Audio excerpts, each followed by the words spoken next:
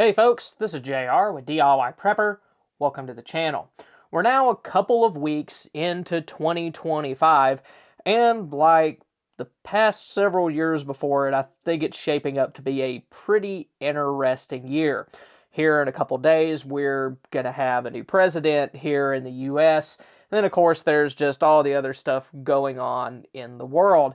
And I thought it'd be a good idea to go over some things that we should all be thinking of and we should all be aware of, and maybe how that affects our preps going into the rest of this year. And of course, one thing we should always be doing is adding more to our food and water storage. I'm not going to spend too much time on that here just because it's so obvious, but one thing we should pay special attention to is any imports that we may need. And the big reason for that is the possibility of incoming tariffs. Our incoming president, Donald Trump, has talked a lot about wanting to do tariffs, and I'm not here to either condemn or defend that, but if they do happen, then they're probably going to make certain things a lot more expensive. So goods from China, he's wanting to do, I think, at least a 60% tariff on those.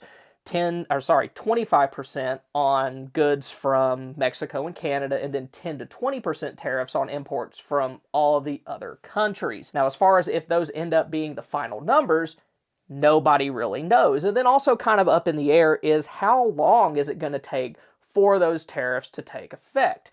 And the general rule for that is that the faster that he tries to do them, the more likely that it's going to face legal challenges in the courts. So if he signs an executive order day one, then there's a very good chance that those are going to come under scrutiny. They might get stalled in the courts, but if they take a longer, months-long approach to getting those tariffs into place, then there's a much better chance that they will stick.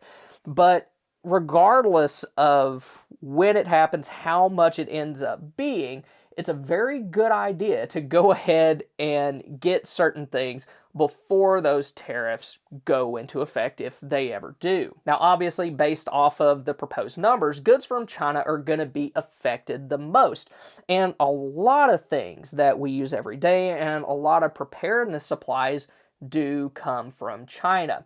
An example of something that I have gone ahead and done towards the end of last year was I bought new tires for my truck. A lot of tires come from China. They also come from other places like Japan and other countries as well. But I went ahead and I got those because tires for a stinking Jeep Gladiator are very expensive to begin with, and I didn't I didn't want it to be any worse than what it already was. And honestly, some of my tires were already as bald as Natalie Portman from V for Vendetta anyway, and it was time to get that done. Now, as far as other things from China that you may want to go ahead and get, a big one is going to be solar generators, and then also fuel-based generators as well. There isn't anybody that I'm aware of that produces solar generators in the United States, and even some companies that people would consider American, like Champion Generator, they're now producing their stuff overseas as well. Then, of course, a lot of electronics that we use are manufactured in China as well. Think of things like radios, whether they're emergency type radios like this Midland ER310 or the little cheap Baofeng ham or GMRS radios that I've shown on the channel in the past. Then there's also other electronics like USB battery banks and even flashlights, a whole lot of flashlights, especially like Olight. Those are made in China, and those are the things that would have those tariffs placed on them, and their prices would increase once those tariffs go into effect. Then, even though this isn't a strictly preparedness related thing, if you're needing something like a new laptop or a new phone for work or just personal life, you may want to go ahead and get those as well. Then one thing that comes from Canada that preppers need to think about are water containers. Canada has a very healthy plastics industry, and that's where things like the Reliance Aquitainer are made, also the Scepter military water can, and then even a lot of the gas cans that you would like go to your local big box store and pick up. All of those are made in Canada. I mean, there might be some that are made in other places, but chances are, if they are made in those other places, it's going to be China, and those would have even higher tariffs on them. So If you're wanting to increase your water storage and you're wanting things like those aquatainers and those Scepter military water cans, it might be a good idea to pick those up as well. Then when it comes to imports from Mexico, produce is a big one. If you go to the grocery store and you look at the tags underneath things like peppers and tomatoes, chances are those come from Mexico. So that's going to make your weekly or monthly grocery bill more expensive if you're getting those things, but also it could make stockpiling certain canned goods more expensive as well, just depending on where those things are coming from. And one very good way to get around that is to just grow your own garden. That's something that I've shown on the channel a few different times in the past. I actually took last year off. I had a really bad year the year before just because it was so hot, it was so dry, I didn't get hardly anything out of it. But it is a good skill to start learning, so you'll have it during longer term situations if we find ourselves in one. But also for this year, it could help create a buffer against those tariffs. Then, of course, once you get your gardening skills down, then you can start canning the things that you grow, because if you did it right, you should have a little bit more than what you need, because the growing season doesn't last all year. Now's a very good time to go ahead and start ordering some heirloom seeds. You can go and buy one of those big survival seed vaults from places like Amazon and things like that. I bought one of those a while back, but I have had very good outcomes from ordering seeds from, I think it's the Baker Creek Seed Company, I think it's rareseeds.com.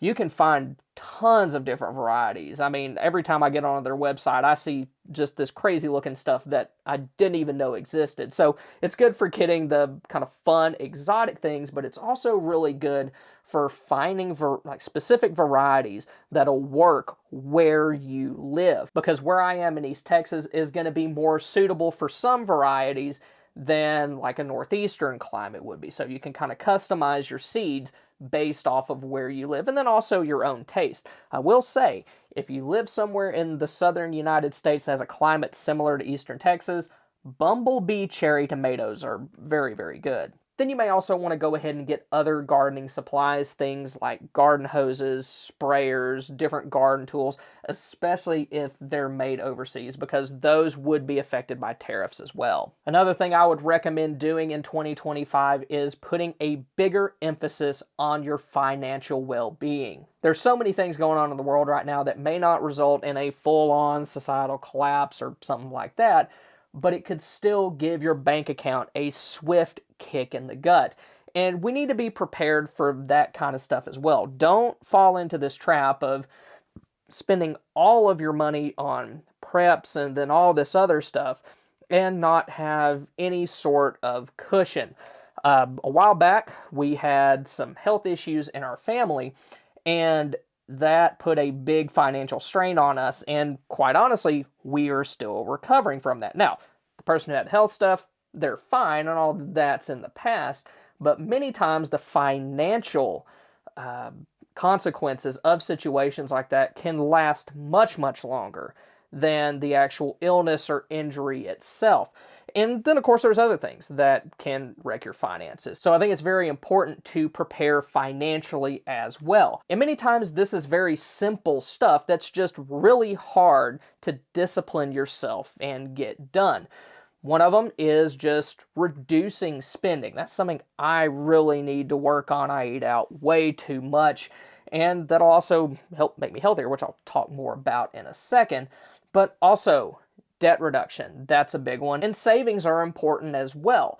As we've all seen over the past couple of months with a couple of different natural disasters, if you have more than $700 or $800 in your bank account, then you already have more than what the federal government will give you. It just shows you that during times of disaster, you cannot depend on the government to come to your rescue. I know that if you're watching this channel, there's a very good chance that you already know that, but a lot of times we're on our own, and that is why we prepare. It's not just for the alpacalypse, where swarms of roaming cannibalistic alpacas are wiping everybody out. It's for the random natural disaster that wipes out your town. And then also, as far as financial goes, job loss, you get injured, things like that. So the big three: reduce spending, try to get out of debt so that you have less of an anchor around your neck, and then also try to focus on savings. And I know it's really hard to do all of those three things all at the same time, but it is a good goal to work towards. Then another thing we should all work on this year is our own personal health and well-being. And this kind of goes back to the finances, at least partially. I started working professionally in around, I believe it was 2011. That's when I got my first job with health insurance and all that. And every single year since 2011, I have seen health insurance become more expensive and less useful every single year. And also, there's the whole denying claims thing that insurance companies like to do. So, best way to get around that kind of stuff and to reduce how much of a burden it's going to have on you and your family is to just take care of yourself. One way to do that, and another thing I need to do, is reduce sugar intake. A big culprit of this, of course, is sodas, something that I have loved from an early age that I'm slowly trying to get myself off of. And if you have something that you've been eating a lot of that you need to stop eating, it is a process to get rid of it. You're probably going to start. You might fall off the boat a little bit, but if that happens, get back on it. Another obvious thing that a lot of people forget to do is exercise. And once again, this is one I need to get better on. But just get out and move. You don't want to overdo it because then, of course, you're going to have a whole other set of problems to deal with. But if you're stagnant, if you sit too much, if your lifestyle is very sedentary, then eventually you're going to start to have problems. And that's true regardless of age. Take my grandmother, for example, and also my wife's grandmother, too. Both of them are over 90 years old, but they're still able to get out and do things because they get out and they do things. They spend quite a bit of time up on their feet. I know my grandmother, even though she's in an assisted living facility, she walks around that whole facility a little bit every day, and that keeps her from atrophying, basically. You compare that to other relatives that I had that they retired, they sat in their recliner, and then within a couple of years, they were starting to have chronic health problems that eventually caused them to pass away. Now, if you're somebody my age or, middle age, whatever, then of course exercising is good because it's going to help prevent chronic health problems, or at least push them down the road a little way so that you can have a healthier quality of life longer term.